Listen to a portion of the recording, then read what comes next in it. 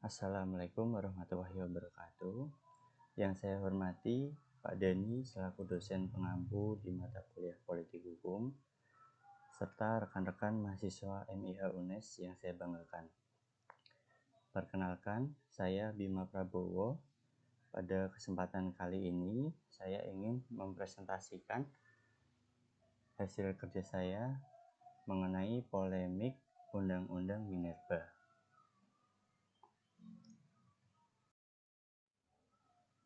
Indonesia merupakan negara yang memiliki keanekaragaman sumber daya alam, baik hewan, tanaman, mineral yang terkandung di laut, bahkan permukaan dan di dalam tanah. Oleh sebab itu, pada Undang-Undang Dasar 1945, Pasal 33 ayat 3 berbunyi, bumi dan air dan kekayaan alam yang terkandung di dalamnya dikuasai oleh negara dan dipergunakan untuk sebesar-besar kemakmuran rakyat. Segala aspek pemanfaatan kekayaan alam harus diatur sedemikian rupa agar penggunaannya memang betul untuk sebesar-besarnya kemakmuran rakyat dan mengurangi adanya penyelewengan oleh penguasa. Indonesia merupakan negara dengan kekayaan alam yang melimpah, baik dari segi pertanian, perikanan, sumber daya alam yang dapat berupa emas, batu bara, dan mineral lainnya. Mengingat bahwa mineral dan batu bara yang terkandung di dalam wilayah hukum Indonesia merupakan kekayaan alam yang tak terbarukan dan mempunyai peranan penting dalam memenuhi hajat hidup orang banyak. Kegiatan pertambangan mineral dan batu bara juga merupakan kegiatan usaha yang dapat menghasilkan devisa untuk Indonesia. Atas dasar tersebut, maka pada tahun 2009 muncullah Undang-Undang Nomor 4 Tahun 2009 tentang pertambangan mineral dan batu bara. Kemudian pada tahun 2020 muncul Undang-Undang Nomor 3 Tahun 2020 tentang perubahan atas Undang-Undang Nomor 4 Tahun 2009 tentang pertambangan mineral dan batu bara. Pada awalnya, rancangan undang-undang tentang perubahan Undang-Undang Nomor 4 Tahun 2009 merupakan program legislasi nasional periode tahun 2020 sampai 2024. Usulan tersebut merupakan inisiasi dari DPR. RUU tersebut kemudian disahkan menjadi Undang-Undang Nomor 3 Tahun 2020 yang disahkan pada tanggal 10 Juni 2020 yang juga disebut dengan Undang-Undang Minerba. Oleh karena itu, rumusan masalah yang saya ingin sampaikan adalah apakah Undang-Undang Nomor 3 Tahun 2020 sebagai perubahan dari Undang-Undang Nomor 4 Tahun 2009 sudah ke arah yang lebih baik? Yang kedua, pihak mana saja yang akan diuntungkan terhadap perubahan undang-undang tersebut? Selanjutnya, mengenai pembahasan berbagai permasalahan terkait Undang-Undang Minerba, yaitu Undang-Undang Nomor 4 Tahun 2020. Untuk mempersingkat, saya hanya memfokuskan pada 3 permasalahan, yaitu yang pertama masalah perizinan usaha pertambangan yang diambil alih ke pemerintah pusat. Yang kedua, ancaman kriminalisasi bagi masyarakat yang merintangi pertambangan. Kemudian yang ketiga, kewajiban perusahaan pertambangan pasca kegiatan tambang. Masuk masalah perizinan.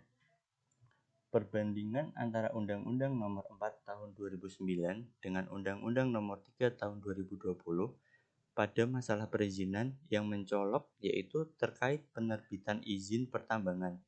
Pada awalnya, ketentuan mengenai izin usaha pertambangan atau IUP yang tercantum pada pasal 7 dan pasal 8 Undang-Undang Nomor 4 Tahun 2009 yang mencantumkan kewenangan pemerintah provinsi dan pemerintah kabupaten atau kota, kemudian ditegaskan kembali pada pasal 37 di mana izin usaha pertambangan diberikan oleh bupati atau wali kota apabila wilayah izin usaha pertambangan berada dalam satu wilayah kabupaten atau kota. Sementara itu, menjadi kewenangan gubernur apabila wilayah izin usaha pertambangannya berada pada lintas wilayah kabupaten dalam satu provinsi setelah mendapatkan rekomendasi dari bupati atau wali kota setempat. Pada pasal 48 Undang-Undang Nomor 3 Tahun 2020 menyebutkan kewenangan pemerintah daerah, bupati atau wali kota, dan gubernur mengeluarkan izin usaha pertambangan dihapuskan, sehingga pada Undang-Undang Nomor 3 Tahun 2020 kewenangan penerbitan IUP tersebut ada pada pemerintah pusat. Kemudian, ruang gerak yang diberikan kepada pemerintah daerah dalam perubahan politik hukum pertambangan diatur pada pasal 35 ayat 4, yaitu mengenai pendelegasian kewenangan pemerintah pusat kepada pemerintah provinsi dalam hal pemberian izin berusaha. Kewenangan yang didelegasikan ini pun perlu ditopang oleh peraturan pemerintah dalam pelaksanaannya. Artinya tidak serta-merta pemerintah provinsi dapat memiliki kewenangan pemberian izin ketika pemerintah pusat tidak mendelegasikan kewenangan kepadanya. Kemudian yang selanjutnya adalah kepastian perpanjangan perizinan. Dalam Undang-Undang Minerba yang lama, perpanjangan izin tercantum dengan klausul dapat diperpanjang, serta ditegaskan beberapa kali dapat dilakukan perpanjangan itu pada pasal 47 dan pasal 83. Namun, dalam Undang-Undang Perubahan diganti dengan klausul dijamin memperoleh perpanjangan. Tersebut dapat dilakukan berdasarkan pasal 169, pasal 169A dan pasal 169B Undang-Undang Nomor 3 Tahun 2020. Permasalahan selanjutnya yang kedua yaitu ancaman kriminalisasi bagi masyarakat. Pasal 162 Undang-Undang Nomor 3 Tahun 2020, masyarakat yang mencoba mengganggu aktivitas pertambangan dalam bentuk apapun bisa dilaporkan balik oleh perusahaan dan dapat dijatuhi pidana, bahkan denda hingga sebesar 100 juta rupiah. Aturan ini sangatlah tidak adil terhadap masyarakat daerah tambang.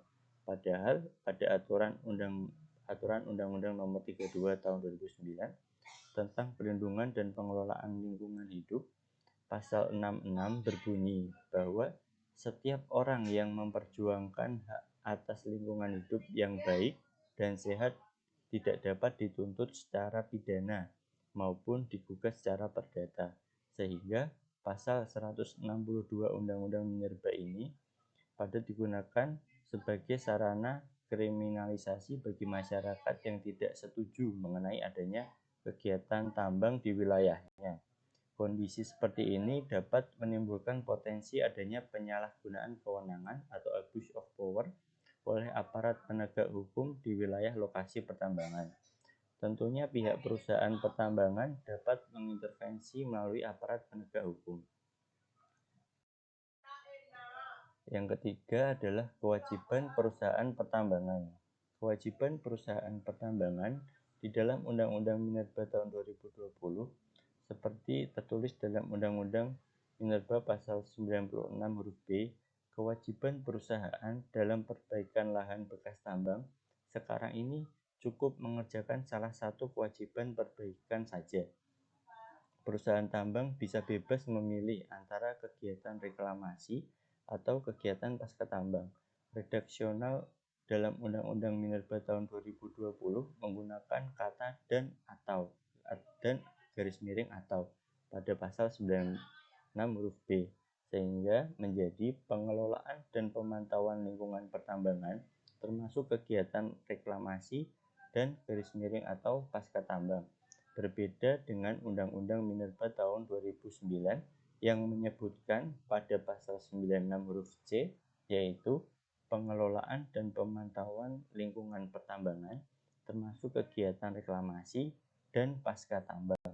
Tidak hanya itu, perusahaan yang terbukti abai dan tidak melaksanakan reklamasi ataupun kegiatan pasca tambang ternyata tetap bisa memperpanjang izin kontraknya. Undang-undang Minerba pada perkembangannya juga mendapatkan permohonan uji material yang dilayangkan oleh yang pertama yaitu Yayasan Wahana Lingkungan Hidup Indonesia atau WALHI, pemohon pertama. Yang kedua, Perkumpulan Jaringan Advokasi Tambang Kalimantan Timur. Kemudian yang ketiga, petani asal Banyuwangi dan nelayan dari Bangka yaitu Yaman. Dengan perkara nomor 37 garis miring PUU 19 garis miring 2021. Hal yang diuji terkait dengan pasal 4 ayat 2 dan ayat 3, pasal 17A ayat 2, pasal 22A, pasal 31A ayat 2, pasal 169A ayat 1, pasal 169B ayat 3 dan pasal 172B ayat 2 Undang-Undang Nomor 3 Tahun 2020 serta pasal 162 Undang-Undang Nomor 3 Tahun 2020 sebagaimana telah diubah dengan pasal 39 angka 2 Undang-Undang 11 Tahun 2020. Putusan uji materi tersebut dalam sidang pembacaan putusan yang digelar pada Kamis 29 September 2022, Majelis Hakim Mahkamah Konstitusi menolak 3 dari 4 pokok permohonan judicial review tersebut, yaitu terkait menjauhnya akses partisipasi dan layanan publik terkait pertambangan akibat penarikan kewenangan pertambangan pemerintah daerah ke pusat. Yang kedua, potensi pengkriminalan masyarakat penolak tambang oleh pasal 162 Undang-Undang Minerba. Yang ketiga yang ditolak oleh MK adalah jaminan perpanjangan otomatis bagi KK dan PKB 2B.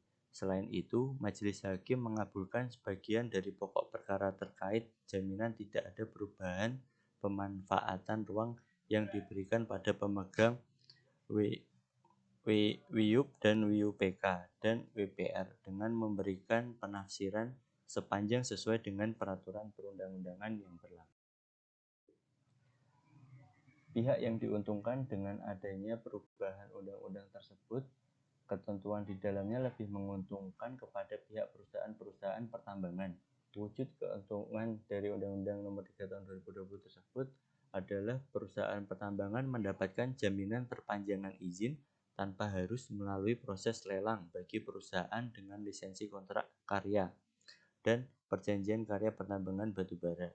Ketentuan tersebut tertuang dalam pasal 169A Undang-Undang Nomor 3 Tahun 2020 yang tidak ada di undang-undang yang lama, yang menjelaskan bahwa perusahaan dengan PKP 2B dapat diberi perpanjangan dalam bentuk izin usaha pertambangan khusus sebanyak 2 kali dengan total 10 tahun. Kesimpulan yang dapat saya simpulkan adalah dengan adanya pembaruan mengenai Undang-Undang Minerba, yaitu Undang-Undang Nomor 3 Tahun 2020, pihak yang paling diuntungkan adalah perusahaan tambang dari segi perizinan dan perpanjangan izin. Hak mengenai perizinan aktivitas pertambangan, mineral, dan batu bara sepenuhnya merupakan kewenangan pemerintah pusat. Pemerintah daerah tidak diberikan kewenangan pemberian izin secara penuh, seperti aturan dalam Undang-Undang Nomor 4 Tahun 2009. Berlakunya Undang-Undang Minerba tahun 2020 ini memberikan sisi positif untuk iklim investasi di Indonesia, terutama dalam bidang pertambangan. Tetapi ada dampak negatif yang berpotensi merugikan masyarakat dan lingkungan. Sekian dan terima kasih atas presentasi yang saya sampaikan. Mohon maaf kalau ada kata-kata yang kurang tepat. Wassalamualaikum warahmatullahi wabarakatuh.